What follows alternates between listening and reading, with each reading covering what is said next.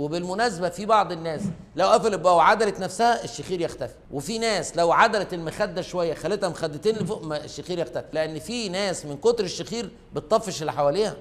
يعني ما حدش يقدر ينام معاه في الاوضه من الشخير وبعدين نقفل عليه الاوضه بالمفتاح، شغلانه جامده يعني. فاذا اي حد عنده الشخير لازم يتعالج. اللحميه جزء من اسباب الشخير. اللحميه دي عباره عن ايه؟ ادينويد تيشو، يعني نسيج بيتكون من الالتهابات بيسد من مجرى الانف للداخل. ففي ناس بتحلها ازاي؟ تعمل عمليه تشيل الادينوما، تشيل اللحميه، يحصل لها ايه؟ تكون تاني، يشيلها تاني، تكون. انا شفت ناس عملوا اللحميه 5 مرات. ده مش علاج حضرتك. زي الناس اللي بيسلكوا اعصاب، بيعملوا مش عارف ايه في الديسك، بيعملوا مش عارف ايه، كل ده